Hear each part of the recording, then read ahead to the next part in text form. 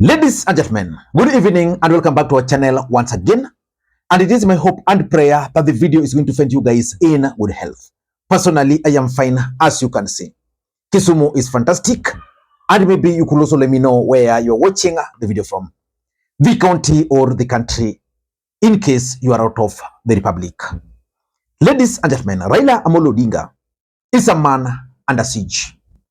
And Raila Odinga is facing serious political dilemma. And earlier today, Raila Odinga was forced to write a letter to the agencies. In this video, I want us to analyze that particular letter. But first of all, let me explain to you guys the dilemma Raila Odinga is finding himself in. The first dilemma is the AU. Raila Odinga wants to become the chair of the African Union Commission. And for Raila Odinga to be elected as the chair of the African Union Commission, he must be fronted by a country, which in this case is Kenya. And the president of Kenya is one man, William Samoei Arap Ruto. So William Ruto has told the Right Honorable Raila Odinga that it's okay. As a government, we are willing to support you. But we also expect to get something from you. We want you to support our government. And how can Raila Odinga support Kenya Kwanza government? Because you all know that Kenya Kwanza has been facing serious political challenges in the Republic of Kenya since the previous demonstrations, the state of economy, and all those other things. So how can Raila Odinga help him? So they make an agreement that Raila Odinga will help in forming the government. So Raila Odinga tells him, okay, if that's the case, then we will not be able to work with your current cabinet. The government has to be reshuffled a bit. The permanent secretaries, the cabinet, the boards, and the rest. So they agree that because of the Gen Z pressure also, they agree to dissolve the government as a commitment, the cabinet as a commitment. Then, Raila Odinga was supposed to bring on board 7 people. William Ruto has nominated already 11 people. So Raila Odinga is, first of all, finding himself in that dilemma. And that's why today, Raila Odinga was very clear that he can even forego the AU bid because he's under a lot of pressure. So that's the first dilemma he's facing. The second dilemma Raila Odinga is facing is the 2027 presidential election. There is a very strong feeling among Kenyans that Kenya Kwanza government has lost touch with the people. And that as a result of that, William Ruto is going to serve 1 term. So it's going to be easy to remove William Ruto from office. But who has the ability to remove William Ruto from office or to defeat William Ruto? Raila Odinga. Why? Because in the last election, despite the fact that the elections were actually rigged, the difference between them was only 200,000. And William Ruto's biggest voting bloc was the mountain, which has now drifted away from William Ruto. So Uhuru Kenyatta is now piling pressure on Raila Odinga that will fund the campaign. Working with Ruto will only last for three or less than 2 years now. Then what next? So he's trying to convince Raila Odinga to just hold on, and then he will support him, deliver the mountain, and Raila Odinga will be the candidate. And Raila Odinga is also sitting down, and it's like, if you look at the numbers really, where can William Ruto get the numbers? Nowhere. So Raila Odinga is also facing that dilemma. That here, there's a chance of me forgoing the AU and forgoing being part of the government, but then in 2027, I can get the presidency. So that's the dilemma Raila Odinga is also finding himself in. Then comes the next dilemma. The Gen Zs. The Gen Zs have actually shocked the entire country because for a very long time, most Kenyans thought that this new generation were never serious, that they didn't know anything about politics, that they were not politically aware. So Raila Odinga is facing those 3 challenges because the Gen Zs, as far as we are concerned, they're the majority. And they've proved that they can make life very difficult. Walisalemia Raila sana. So they can make life very difficult for you. So Raila Odinga also would want a situation where he's seen to be with the Gen Zs Because if it's not seen to be on the side of the Gen Zs, then that voting bloc would also go. So which means his bid of becoming the president in 2027 is also not there. And of course, there are others who are also telling him, please focus on the AU. Like if you are to ask me, and this has been my advice, let Raila Odinga go to AU. Let Raila Odinga nominate the few people he can nominate to government. The other politics will take care of themselves. Because if Raila Odinga were to become president today, for example, he would appoint John Mbadi as the Minister for Finance, blah, blah, blah. Let those few of them work. So if they won't be able to work, then Raila Odinga can focus on AU. Then the other guys can now deal with the local politics. So in this video, I want us to go through that letter Raila Odinga penned to the Gen Zs.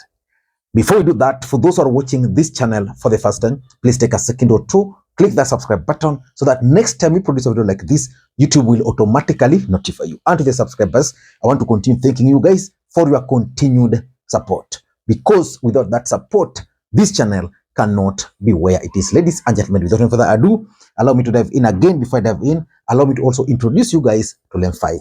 Lemfi is a mobile money app for users in the UK, Canada, and the United States of America to send money to Kenya.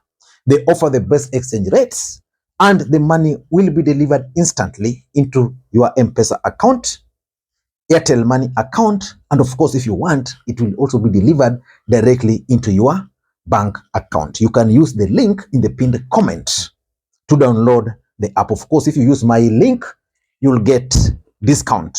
Ladies and gentlemen, let us go through this letter by Raila Odinga. This is what Raila Odinga is saying to the young, resilient generation of our nation. I would like to address you this morning. I agree that justice must come first before any talks. Towards this end, I stand with you that there must be. So in short, Raila Odinga is addressing the Gen Zs that justice must be done before the talks. So in short, Raila Odinga is delivering some conditions to Ruto that for us to work together, for us to have dialogue, these are the conditions. And I've gone through these conditions, and I don't think William Ruto will meet them. These are the conditions that Raila Odinga is putting for Ruto. Compensation for every victim of police brutality. Of course, that's something which any sensible person, any sensible government can undertake. But William Ruto's government will not do it. Why? Two main reasons. Number one, they are denying the fact that the government was responsible for the brutality. So how can you compensate people you did not hurt? Because these guys were labeled as criminals. So how do you compensate criminals? And the other reason why they cannot do that is because they fear if they were to do that, someone might go to court and use that as an excuse. So for me, that's something that William Ruto is not going to do. To compensate the victims of brutality, the numbers they are hiding, you don't know they are how many. Of course, by accepting, that will be accepting responsibility. So that condition, Raila Odinga is telling Ruto, we must do this. Number two, dismissal of all protest-related cases. Now, this one is okay. This one I know they can easily do without any problem. Because, of course, even the government cannot sustain the court process. Most of these people were arrested. The charges are outrageous. The courts are actually with them. So if I were Ruto, that's something I'll do. I'll just call for a meeting, then issue some executive order. So that one can be achieved. Huh? Number three, release of all abductees and those in jail. You see, one of the challenge William Ruto is facing today, and that's why I think William Ruto is likely to be a one-term president, is because there are certain promises he made to Kenyans. William Ruto promised Kenyans that the era of abduction was all gone, long gone.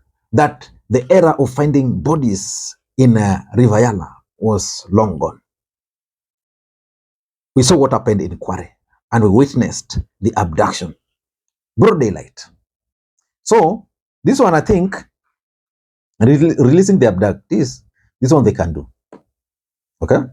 Number four, resolutions of outstanding healthcare, which is healthcare workers' welfare, and education, JSS, teachers' grievances. You know, doctors have issues, teachers also have issues which are yet to be resolved. So he believes by addressing this, he will be appealing to the young unemployed teachers and of course the interns, because that's also a serious issue. So that one, I think the government can find a way of moving around it. And number 5, reverting of our public health care insurance back to NHIF and discard the SHIF. Okay? You see, we had the NHIF. And the NHIF, in my view, was serving the country so well. When William Ruto took over, I don't know what happened, but according to those in the know, it's all about interest. So William Ruto has a lot of interest in this. So which means even this one, if they were keen enough, if they were serious, they can do away with it. I just saw them doing away with the funding model for the universities, something which I don't know what. The systems were just working. I don't know why William Ruto decided to bring his own things, and everything he has brought on board is not working. So that's Raila Odinga setting the 4 conditions and is proceeding. Once these issues are resolved, we can focus on a national. Once these issues are resolved, we can focus on a national conversation and conducted. Once these issues are resolved, we can focus on a national conversation and conducted transparently in a neutral vein. So Raila Odinga is basically talking of dialogue, which means if the government, if William Ruto can meet those conditions, then they can proceed with the dialogue. I highly doubt if William Ruto's government will be able to meet those six demands. So for me, I think Raila Odinga was just telling William Ruto in a polite way that, I'm sorry.